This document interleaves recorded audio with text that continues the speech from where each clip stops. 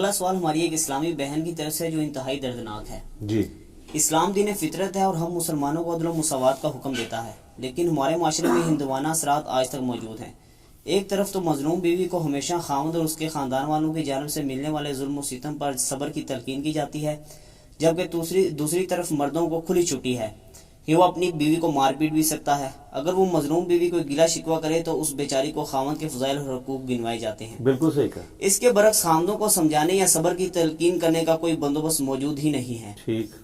علی بھائی سے پوچھ کر بتائیں کہ ایسے خوفناک ماحول میں ایک مظلوم عورت اپنے خاوند سے اپنا جائز حق کیوں کر لے سکتی ہے؟ مزید یہ کہ ماں باپ کی وفات کے بعد ایسی مظلوم عورت کو اس کے بھائیوں کی جانب سے جائیداد سے بھی محروم کر دیا جاتا ہے. کیا مسلمانوں نے ابھی تک اسلام صحیح معنوں میں قبول نہیں کیا؟ پلیز تفصیلی جواب عنایت فرمائیں. بالکل جی، انہوں نے صرف کلمہ پڑھا ہے. وہ مولانا مودودی رحمہ اللہ تعالیٰ کہا کرتے تھے انڈیا پاکستان بنگلہ دیش کے لوگوں نے اسلام قبول نہیں کیا، اسلام نے ان بیچاروں کو قبول کر لیا ہوا ہے کہ مسلمان ہیں.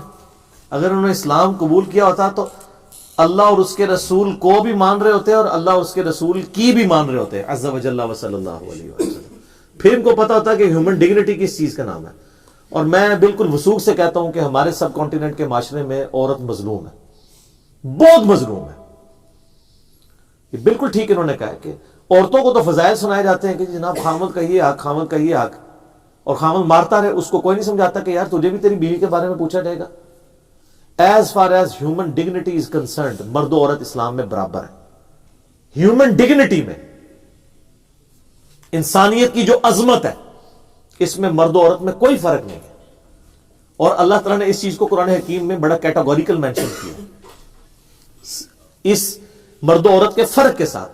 یہ جو آپ کے وہ نکاح کے خطبے میں بھی آیت پڑھی جاتی ہے، سورہ النساء کی پہلی آیت ہے. سورہ النساء کتنی بڑی سورت اور ساری عورتوں کے حقوق کے اوپر. اعوذ باللہ من الشیطان الرجیم، بسم اللہ الرحمن الرحیم. یا ایہا الناس، اے لوگو، اتقوا ربکم الذی خلقکم من نفس واحدہ، اس رب کا تقوی اختیار کرو، اس سے ڈر جاؤ جس نے تمہیں ایک جان سے پیدا کیا تھا.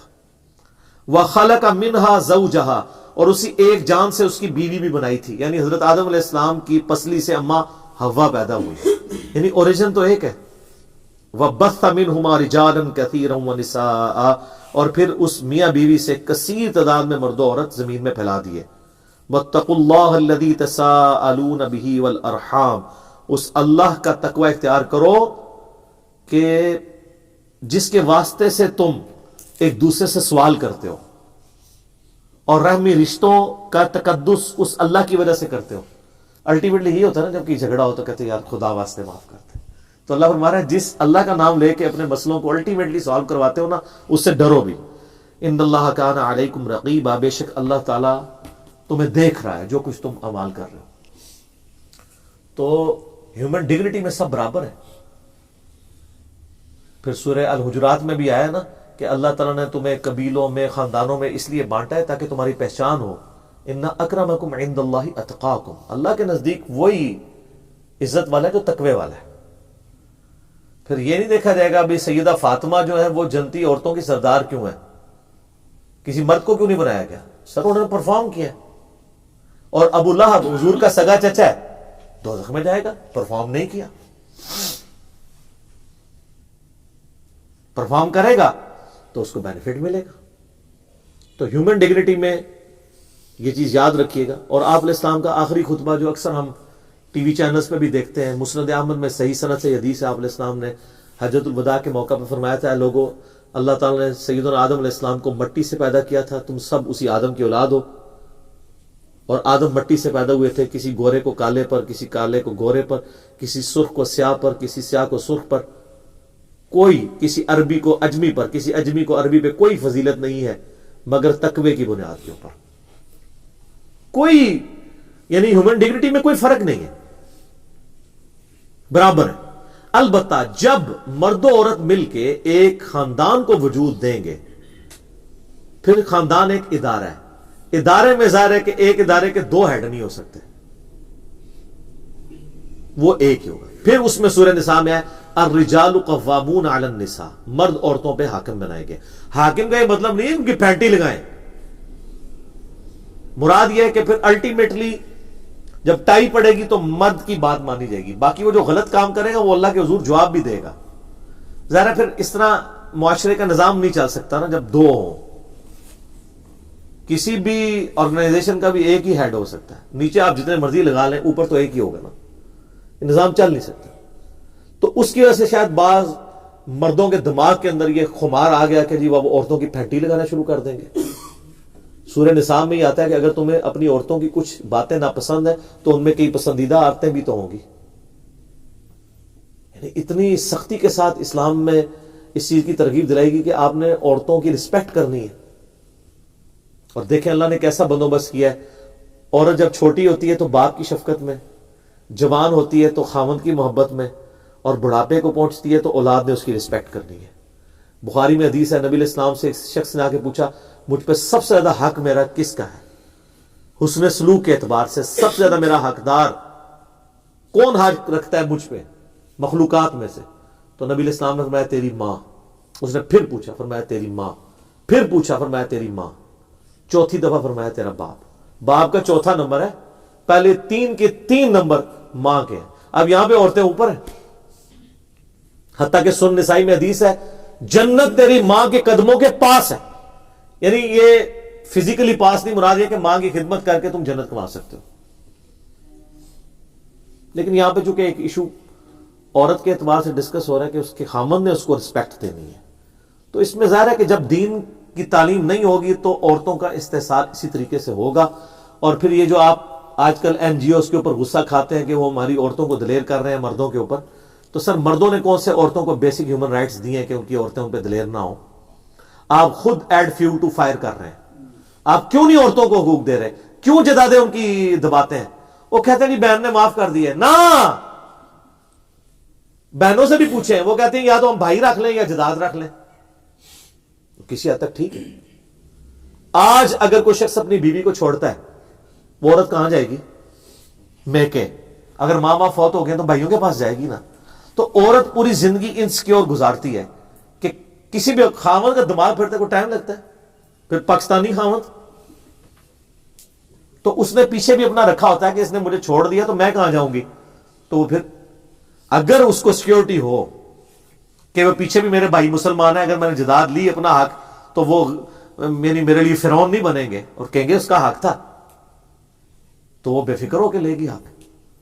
اور یہ جو کہتے ہیں نا معاف کرتی ہے، میں ان کو کہتا ہوں پہلے جداد کی تقسیم کریں، ان کے ہاتھ میں ان کا حصہ دیں، پھر میں دیکھتا ہوں کون سی بہن معاف کرتی ہے. اس بہن کی اولاد ہی کہے گی کہ اماں جی کیوں ہویا جائے آ کے رکھو، تسی نہیں رکھنا سانو دیو، بھرا نو کیوں دے رہی ہو. وہ ویسے ہی وہ معاف نہیں ہوتا. وہ جسے کہتے ہیں نا کہ انگور کھٹے ہیں. عورتیں بیچاری اپنی عزت بچا رہی ہوتی ہیں کہ ٹھیک ہے جی اگر مانگ لیا تو بھائی پوری زندگی کے لیے ناراض ہو جائیں گے، جان ہی چھڑا لو. اور حالانکہ یہ وراثت کے قوانین وہ ہیں جو اللہ نے حدیثوں میں نہیں چھوڑے، قرآن میں ہے. سورہ نساء کا دوسرا سورہ نساء بھی پڑھ لو سر. اے مردوں میں ریکویسٹ کروں گا، عورتوں کے لیے بھی ہے، مرد بھی پڑھیں. شروع میں اللہ نے وراثت کے قوانین بیان کیے ہیں، عورتوں کا حق رکھا ہے اور کہا یہ اللہ کی حدیں، آپ نے اس کو پھلانگنا نہیں ہے. لیکن نہیں دیتے، کوئی حصہ نہیں ملتا. اور بعض ایسے بیوقوف ہیں وہ کہتے ہیں ہم نے جائز دے دیا تھا نا تو وہ وراثت ہوگی. وہ وراثت نہیں ہے، وہ ہبہ ہے. وراثت تو الگ چیز ہے، وہ تو مرنے کے بعد تقسیم ہوگی. اسلام میں میاں بیوی وہ بنیادی اکائی ہیں جو مل کے خاندان کی تکمیل کرتے ہیں. اسی لیے آپ دیکھیں سورہ البقرہ میں، سورہ نساء میں، سورہ المائدہ میں میاں بیوی کو ڈسکس کیا گیا، ان کے حقوق کی بات ہوئی ہے، ڈیٹیلڈ چیزیں ڈسکس ہوئی ہیں، طلاق کے، نکاح کے مسائل. کیوں؟ بیسک جو یونٹ ہے نا اسلام میں وہ میاں بیوی ہے، ماں باپ نہیں ہے، بہن بھائی نہیں ہے، کیونکہ اسی سے معاشرہ آگے چلے گا. حتیٰ کہ مسلم شریف میں ایک حدیث ہے، نبی علیہ السلام فرمایا کہ شیطان کا تخت پانیوں پہ لگا ہوا ہے. شام کے وقت سارے اس کے جو چیلے ہیں نا وہ آ کے اس کو خبر دیتے ہیں آج ہم نے فلاں شخص سے فلاں گناہ کرایا، فلاں سے فلاں، فلاں سے فلاں. ایک وہ اتنا امپریس نہیں ہوتا، ایک آ کے کہتا ہے آج میں نے میاں بیوی میں جدائی کروا دی. اس کو وہ جفی ڈال کے ملتا ہے کہ تو نے اصل کام کیا. ہاں شیطان کو بھی یہ بات پتا ہے کہ میاں بیوی الگ ہو گئے تو اولاد تو گئی. یہاں تو خامن سمجھتا ہے میں بیوی کو طلاق دے دوں گا تو اس کی میں نے مستقبل بگاڑ دیا، اور سر اس کے تو چانس ہے مستقبل بن جائے، تیرا بھی کچھ نہیں پلے رہنا. اگلے رشتے کے لیے جو گائیں گے وہ کہیں گے پہلی کیوں گئی سی. یہ کسی خامن کے دماغ میں فطور ہے نا، وہ نکال دے کہ وہ عورت کو ذلیل کر دے گا. ذلیل وہ خود بھی ہوتا ہے. اور عموماً میں نے دیکھا کئی عورتیں جن کو اللہ تعالیٰ ان سے اچھے خامن دے دیتا ہے، ان کی جناب وہ کہتے ہیں کبے لت پئی اور کوب بھی نکل گیا، ان کے تو بڑی نیکی ہو جاتی ہے. تو یہ شیطان نے تخت لگایا ہوا پانیوں کے اوپر اور وہاں یہ فیڈ بیک لے رہا ہوتا ہے، جس کے بارے میں نے کہا ہو سکتا ہے برمودا ٹرائنگل پہ ہی وہ تخت لگا ہوا ہو شیطان کا، عین ممکن ہے. تو نبی علیہ السلام نے میاں بیوی کے تعلق کے اعتبار سے بہت اسٹرکٹلی، بخاری مسلم میں ایک حدیث ہے، آپ علیہ السلام فرمایا عورت جو ہے نا وہ مرد کی ٹیڑھی پسلی سے پیدا ہوئی بھی ہے، اس کو سیدھا کرنے کی کوشش نہ کرو، اس سے نفع اٹھاؤ، کمپرومائز کرو. اگر سیدھا کرو گے تو توڑ بیٹھو گے، اور اس کو توڑنا اصل میں اس کو طلاق دینا ہے، کہیں توڑنا بیٹھنا. صحیح مسلم میں حدیث ہے، نبی علیہ السلام فرمایا کسی مرد کے لیے جائز نہیں ہے کہ وہ اپنی بیوی سے بغض رکھے. اللہ سے ڈرو.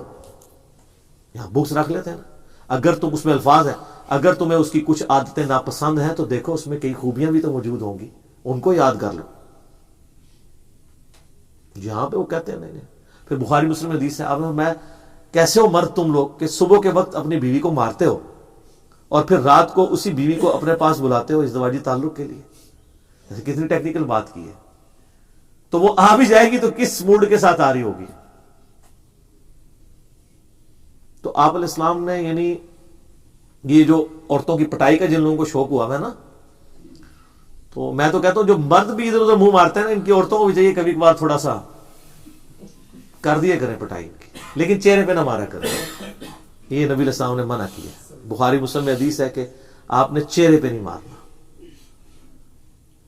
بہرحال سورۃ المائدہ میں ہے کہ اگر میاں بیوی کا جھگڑا ہو جائے، جس طرح یہ اسلامی بہن کا سوال تھا، تو ایک بڑا جو ہے وہ مرد کی طرف سے اور ایک بڑا جو ہے وہ عورت کی طرف سے، ان بڑوں کو سامنے بیچ میں ڈال کے ان کی ڈسکشن کرو، کیونکہ جو دو آپس میں لڑ رہے ہیں وہ تو دونوں ہی اپنے آپ کو حق میں سمجھ رہے ہوں گے. اور جو بڑا بندہ ہے نا خاندان کا، جس نے دنیا دیکھی ہے، اس کو پتا چل جائے گا، اس نے خود بھی اپنی زندگی گزاری ہوئی ہے، لیکن وہ بڑا نیوٹرل ہونا چاہیے. یہ نہ کہ میرے منڈے نے ٹھیک کیتا ہے تو میری کڑی نے ٹھیک کیتا ہے.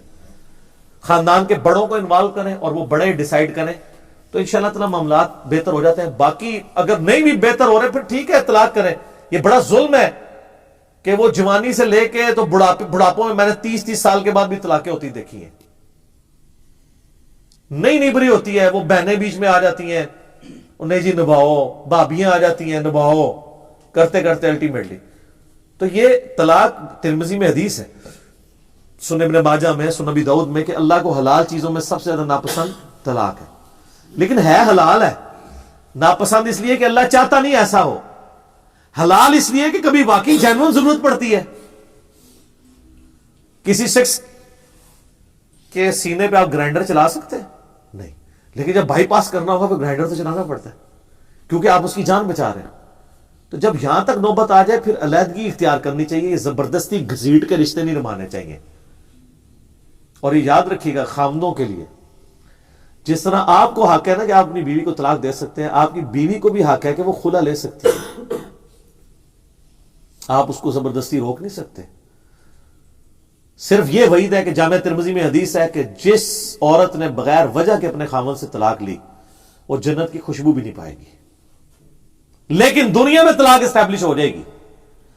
اس حدیث کی بنیاد آپ روک نہیں سکتے اسے. وہ اس کا معاملہ ہے کہ وہ وجہ وہ اللہ ڈیفائن کرے گا کہ اسے آپ وجہ نہ سمجھ لو اور وجہ ہو، یہ تو اس نے خود ڈیسائیڈ کرنا ہے نا. تو جس طرح آپ کو یہ حق حاصل ہے نا، اور یہ جو بدماش قسم کے مرد نہیں طلاقیں دیتے ہیں، یعنی طلاق تو ہونی نہیں چاہیے، خلا ہی لے لیں، تو اس کا فائدہ یہ ہے کہ وہ مسند امام شافعی میں حدیث ہے کہ اگر عورت خلا لے گی نا تو وہ دوبارہ اس مرد سے دوبارہ شادی کر سکتی ہے، لیکن اگر 3 طلاق ہوگی پھر نہیں کر سکتی. تو اگر کوئی عورت اس طرح کی ہو تو تنگ کر رہی ہے اور وہ جانا چاہتی ہے تو طلاق نہ دیں. اگر دینی ہے تو ایک دیں. ایک کے بعد 3 مہینے کے بعد ویسے ہی نکاح ٹوٹ جائے گا، ختم ہو جائے گا، وہ کسی اور جگہ بھی شادی کر سکتی ہے. ضروری ہے کون ہی ہے زنانی 3 دے کے پھر بعد میں حلالے کرواتے پھر ہوتے ہیں وہ بھی حرام ہی ہیں، حلالے کیا ہیں. سنن ابن ماجہ میں حدیث ہے حلالہ کرنے والے اور کروانے والے پہ اللہ کی لعنت، تو وہ تو اسٹیبلش ہی نہیں ہوگا. تو اگر ایسی صورتحال بن جاتی ہے تو عورت بھی طلاق لے سکتی ہے. باقی یہ ہے کہ دنیا میں آئیڈیل تو آپ کو نہ خاوند ملے گا نہ بیوی. یہ جتنے لفنڈر قسم کے نوجوان ہیں نا، ان سے پوچھیں بیوی کیسی ہونی چاہیے، کہتے ہیں نیک، شریف، پردہ دار. تو تسی تو ماشاءاللہ بڑے نیک ہو. تو قرآن میں ہے نا، بدکار مردوں کے لیے پھر بدکار عورتیں ہی ان کے نصیب میں ہوں گی، اور نیکوکار مردوں کے لیے نیکوکار عورتیں. کبھی حادثہ بھی ہو سکتا ہے لیکن اوورآل ایسے ہی ہوتا ہے. میں نے تو ابھی تک یہ دیکھا ہے کہ جوڑے باقی آسمانوں پہ بنے ہوتے ہیں. کوئی نہ کوئی ایسی چیز ہوتی ہے کہ وہ جوڑیاں چل رہی ہوتی ہیں. دو انج ایسی پیڑیاں آتا ہوتی ہیں وہ بس ایک دوسرے میں نہیں چل سکتے ہیں. اس طرح کے بھی لوگ دیکھیں. بندہ کہتا ہے یار بڑی بری عورت ہے، یہ کیسے گزارا کر رہا ہوگا اس کا خاوند. تو خاوند ماشاءاللہ اس نے برا ہوئے گا، نہیں یار صحیح جوڑی پڑی ہوئی ہے. ٹھیک ہے نا. تو یہ اللہ تعالیٰ نے معاملات کیے ہوئے ہوتے ہیں. باقی اس کے لیے پریکٹیکلی نبی علیہ السلام کی مبارک زندگی ہمارے لیے رول ماڈل ہے. آپ علیہ السلام کی کیا شفقتیں اپنی بیویوں پہ. بخاری مسلم میں حدیث ہے، اما عائشہ کہتی ہیں کہ ایک دفعہ مسجد نبوی میں حبشیوں کی وہ نیزے والی یعنی وہ چل رہی تھی روٹین، پریکٹس کر رہے تھے وہ. تو میں نے حضور سے خواہش کی کہ میں نے دیکھنا ہے. تو آپ علیہ السلام کھڑے ہو گئے تو میں آپ کے پیچھے چھپ کے پردے میں سے وہ دیکھنا شروع کیا. اور آپ نے فرمایا کہ تم یہ سوچ سکتے ہو کہ ایک جوان لڑکی کتنی دیر کھڑے ہو کے یہ تماشا دیکھ سکتی ہے، یعنی شوق کی وجہ سے. اور نبی علیہ السلام اتنی دیر کھڑے رہے یہاں تک کہ میں نے کہا کہ بس، تو آپ علیہ السلام ہٹے. پھر سنن ابی داؤد میں حدیث ہے، نبی علیہ السلام سے اما عائشہ کہتی ہے میں نے ایک دن کہا یا رسول اللہ میں نے آپ کے ساتھ دوڑ لگانی ہے. دوڑ لگائی تو کہتی ہیں کہ میں آگے نکل گئی، نبی علیہ السلام پیچھے. پھر کئی سال گزرے تو نبی علیہ السلام نے فرمایا کہ عائشہ ایک دفعہ پھر دوڑ لگائیں دوبارہ. اب نبی علیہ السلام نے کہا تو وہ کہتی ہیں پھر اس دفعہ نبی علیہ السلام آگے نکل گئے اور میں پیچھے رہ گئی. وہ پہلے بھی حضور کی شفقت ہی تھی. ٹھیک ہے. تو آپ علیہ السلام اس لیول کے ساتھ بھی، یعنی آپ بخاری سے اٹھا کے دیکھیں، صحابہ کرام جب امہات سے پوچھتے ہیں کہ نبی علیہ السلام گھر آتے تو کیا کرتے تھے، تو کہتے ہیں گھر کے کام کاج، جو آپ کے لیے گستاخی ہے کیونکہ وہ ساس سسر کرنے نہیں دیں گے، وہ کہیں گے ران مرید ہو گیا. سر کئی ایک معاملات جڑے ہوئے نا. اور الٹا وہ یہ کہیں گے اسی لوگ بھی تے کر دیا سن، اسی تے اپنے خاندانوں جناب ہلن نہیں دیتا کدے، تائیں تے تانوں بڈھے ویلے بھی گالاں کٹ دینے نا. ہلن جو نہیں دیتا تسی تو ہن بھگتو نا. ہلے ہوندے تے ایک دوسرے کا ریگارڈ تو کر رہے ہوتے نا. سر آپ نے کسی کے لیے کچھ کیا ہو تو وہ پھر بڑھاپے میں بھی پھر وہ خاوند آپ کے لیے جو ہے نا وہ صحیح ثابت ہوگا نا کہ تھوڑا سا وہ اس روٹین سے بھی گزرا ہو. جیسے بچے بگڑ جاتے ہیں خاوند بھی بگڑ جاتے ہیں. بالکل کھلی چھٹی بھی نہیں دینی چاہیے. عورتیں جو بالکل کمپرومائز کر کے گھٹ گھٹ کے زندگی گزارتی ہیں ان کو یعنی خامدوں کو وقتاً فوقتاً تلقین کرنی چاہیے. اور خامند بھی جو آئے دن اپنے حقوق گنواتے رہتے ہیں وہ یہ بھی دیکھیں کہ بھی نبی علیہ السلام نے ہمارے لیے کیا فرمایا. صحیح مسلم میں حدیث ہے میں اپنی وفات کے بعد سب سے بڑی آزمائش تمہاری بیویاں تمہارے لیے چھوڑ کے جا رہا ہوں، یعنی ان کا خیال رکھنا ہے. صحیح بخاری میں حدیث ہے نبی علیہ السلام ایک قافلے میں جب آپ جایا کرتے تھے تو جن اونٹوں کے اوپر عورتیں بیٹھی ہوتی تھی نا تو آپ علیہ السلام اونٹ ہانکنے والے کو کہتے تھے آہستہ ہانکو، شیشیاں ہیں کہیں ٹوٹ نہ جائیں. ہائے ہائے ہائے ہائے، جسے صنف نازک کہتے ہیں. نبی علیہ السلام عورتوں کا اتنا ریگارڈ کرتے تھے، اتنی عزت دیا کرتے تھے. تو بیویوں کو عزت دینا کوئی یعنی ان کے نیچے لگنا نہیں ہے. نبی علیہ السلام نے جامع ترمذی میں حدیث آپ علیہ السلام فرمایا کہ اگر تمہیں اپنی بیوی پہ غصہ آئے تو اس کو مت مارو، بس زیادہ سے زیادہ اس کے بسترے سے اپنے بسترے سے اسے الگ کر دیا کرو کچھ دنوں کے لیے. اور خود آپ علیہ السلام نے بھی کیا ہے، بخاری مسلم میں آتا ہے 1 مہینے تک آپ اپنی بیویوں سے ناراض رہے. واقعہ ایلا جس کے کانٹیکس میں سورۃ الاحزاب کی آیات نازل ہوئی کہ بھئی اگر ہمارے نبی کے ساتھ گزارا کرنا ہے تو فقر کے ساتھ، ادروائز اے نبی ان سے کہو کہ میں تمہیں دنیا کا مال دے کے چھوڑتا ہوں. پھر امہات نے کہا نہیں، ہم اللہ اور اس کے رسول اور آخرت کو قبول کرتی ہیں، ہم اسی طریقے سے آپ علیہ السلام کے ساتھ گزارا کریں گے. تو اگر نبی کی بیویوں سے نبی علیہ السلام کو تکلیف پہنچی ہے تو آپ لوگوں کی بیویوں سے اگر آپ کو کبھی تکلیف پہنچے تو اس میں غصہ کھانے کی، طلاق دینے کی، ان چیزوں کی کوشش نہیں کرنی چاہیے. صبر و شکر کے ساتھ زندگی گزاریں. لیکن ہمارے کرائٹیریا اور ہے نا.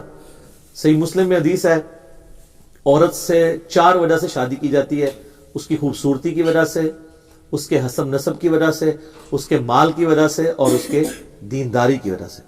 آپ فرمایا اللہ کے بندو دینداری کو دیکھا کرو، دینداری آ گئی تو باقی ساری چیزیں تو آنی جانی چیزیں ہیں، وہ آ ہی جائیں گی۔ تو جو کرائٹیریا ہم نے یعنی رکھا ہوا ہوتا ہے نا، میں نے تو دیکھا ہے جس میں دنیا میں جس نے جو خواہش کی ہوتی ہے نا، اسی قسم کی چیزیں اس کے سامنے آ جاتی ہیں۔ اور اگر کسی نے واقعی دینداری مانگی ہوئی ہے تو اس کو دینداری مل جائے گی۔ یہ آپ کو جھوڑے جتنے نظر آ رہے ہوتے ہیں نا، وہ اللہ نہیں بنائے ہوتے ہیں، لوہے کو لوہے کاٹ رہا ہوتا ہے، میں نے دیکھا ہے۔ لیکن یہ یاد رکھیے گا، آپ کو زندگی گزارنے کے ایک تھم رولز بتا دیتے ہیں، ان میں سے ایک یہ ہے، جب بیوی کو غصہ آیا ہو تو آپ بھیگی بلی بن جائیں، اور جب آپ کو غصہ آ جائے تو آپ کی بیوی کو چاہیے بھیگی بلی بن جائے۔ اور اگر بھیک بک دونوں کو غصہ آئے گا پھر معاملے بگڑیں گے۔ اور یہ خاموشی اختیار کرنا بہت بڑا مرہم ہے۔ اور اللہ تعالیٰ نے عورتوں میں تو ایسا سیفٹی والو رکھا ہے کہ میں نے دیکھا یہ مرد زیادہ کھوری ہوتے ہیں، عورتیں تو بیچاری تھوڑی دیر بعد سب کچھ بھول بھال جاتی ہیں، اور مردوں نے بڑی پرانی باتیں یاد رکھی ہوتی ہیں۔ آپ ذرا دیکھیں نا عورتیں کس تکلیف سے گزر رہی ہوتی ہیں، پورا دن ان کا کام ہوتا ہے، پھر بچوں کو دیکھنا، اور پھر خاوند صاحب بھی پھر پتہ نہیں کیا کچھ ایکسپیکٹ کر رہے ہوتے ہیں۔ کیا فرق پڑتا ہے اگر کوئی اپنے کپڑے استری کر لیتا ہے، بچوں کے کپڑے استری کر دیتا ہے، اپنی جوتیاں پالش کر لیتا ہے، اس سے کوئی فرق پڑتا ہے؟ اپنے کھانے والی پلیٹ خود دھو لیتا ہے، اس سے کوئی فرق پڑتا ہے؟ وہ نیچے لگ جائے گا۔ تو اسلام نے جو معذرت کے ساتھ عورتوں کو حقوق دیے تھے وہ واقعی نہیں ملے۔ تو ہماری تو گردن شرم سے جھک جاتی ہے جب اس طرح کے ہمیں سوالات آتے ہیں نا، ہم کہتے ہیں یار واقعی عورتیں اوورآل اسلام آنے کے باوجود اس معاشرے میں مظلوم ہیں۔ حقیقت بات ہے، اوورآل آپ دیکھیں کوئی اکا دکا آپ کو کیس مل جائے گا، کسی عورت نے خامند کو پکا کے کھا لیا کوکر میں، وہ آئے دن کبھی کسی خامند کے منہ پہ بھی تیزاب پھینکا ہے کسی نے؟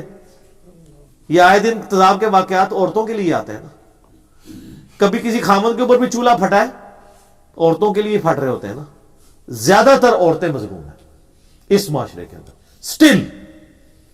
لیکن میں ایک کریڈٹ دوں گا دنیاوی تعلیم کو، کہ جو دنیاوی طور پہ پڑھے لکھے لوگ ہیں نا، ان کا ایٹیچیوڈ اپنی بیویوں کے ساتھ بنسبت ان پڑھ جاہل گنوار قسم کے لوگوں کی نسبت، ایون وہ دیندار بھی کیوں نہ ہو، بہتر ہے۔ کئی لوگ باہر دیکھیں ان کی خوش اخلاقی مشہور ہے، اور اندر کتے سے زیادہ ان کا برا حال ہوتا ہے۔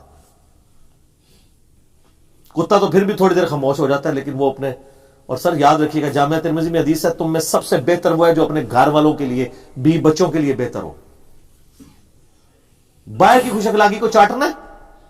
اگر آپ کے بیوی بچے آپ کے شر سے ڈرتے ہیں کہ آپ گھر میں انٹر ہو تو سانپ سونگ جائے ان کو، تو آپ تو سمجھتے ہیں یہ روب ہے۔ اس کا الٹیمیٹ رزلٹ یہ ہونا ہے کہ جب بچے جوان ہونے ہیں، عورت مضبوط ہو جائے گی اور خامن جو ہے وہ کمزور ہو جائے گا۔ ہمیشہ تو یہ روب قائم نہیں رہنا۔ روب اپنے اخلاقیات کی وجہ سے ہوتا ہے۔ فرینکنس ہونی چاہیے اولاد میں اور ماں باپ کے اندر۔ روب نہیں ہونا چاہیے کہ وہ آپ سے کوئی چیز ڈسکس بھی نہ کریں۔ میں نے تو اللہ کے فضل سے جس حد تک کوشش کرتا ہوں، کوئی نقصان ہوتا ہے میرے بچے فوراً مجھے، جس طرح ہم لوگ بچپن میں اپنے ماں باپ سے ہوئے ہوئے نقصانات چھپایا کرتے تھے، ہمارے بچے نقصان ہوتا ہے جیسے میں گھر میں انٹر ہوتا ہوں، وہ بابا وہ گھڑی کا شیشہ ٹوٹ گیا، خود بتا دیتے ہیں۔ کیوں؟ ان کو پتہ ہے مارنا کوئی نہیں ہے، تھوڑا سا ڈانٹنا ہے اور اس کے بعد آندہ احتیاط کرنی ہے، کیونکہ شیشہ آپ کے مارنے سے واپس کوئی نہیں آنا۔ ہمارے اسلام آباد میں ایک واقعہ ہوا، ایک بندے نے نئی گاڑی نکلوائی، یہ بالکل اوریجنل واقعہ ہے۔ گاڑی نہیں نکلوائی تو اس کے چھوٹے سے بچے نے نا، بچہ ہوتا ہے 8-10 سال کا بچہ تھا، اس نے نا اس کے اوپر ایک چابی پھیر دی یوں کر کے نا، تو وہ اس پہ نشان لگ گیا۔ تو چابی نے کیا نشان لگایا؟ وہ ڈینٹنگ پینٹنگ والے کے پاس جائیں گے، کیا ہوگا؟ گاڑی ایکسیڈنٹ میں بھی ضائع ہو سکتی ہے، ویسے بھی نامعلوم پتھر بھی آ کے لگ سکتا ہے، کچھ بھی ہو سکتا ہے، ایکسیڈنٹ بھی ہو سکتا ہے۔ اس کو اتنا غصہ ہے کہ ابھی تو لا کے رکھی ہے میں نے، اس نے غصے سے اپنے بچے کو دھکا دیا تو وہ بچہ شولڈر کے بال گرا، جا کے سیڑھی پہ اس کا شولڈر لگا، اس کو انٹرنل ایسا زخم ہوا، اس میں پیپ پڑ گئی، الٹیمیٹلی اس کا بازو یہاں سے کٹ گیا۔ تو چٹ لے اپنی گڈی نو پوری زندگی بہ کے، تو 1,00,000 گڈیاں دے کے بھی وہ بازو نہیں دوبارہ لے کے آ سکتا۔ اب وہ پوری زندگی اپنے اس بچے کا سامنا کر سکتا۔ تو وہ بچہ کہتا تھا کہ بابا آپ کی گاڑی تو واپس آ جائے گی، میرا بازو کون دے گا مجھے؟ سر اچھا یہ 80-20 ایک رول بھی ہے آپ پتہ ہے گوروں نے بنایا کہ 80% مصیبتیں آپ خود لے کے آتے ہیں, شریعت کی طرف سے صرف 20 آتی ہیں, اللہ کی طرف سے 20 آتی ہیں. بالکل ایسا ہی ہوتا ہے.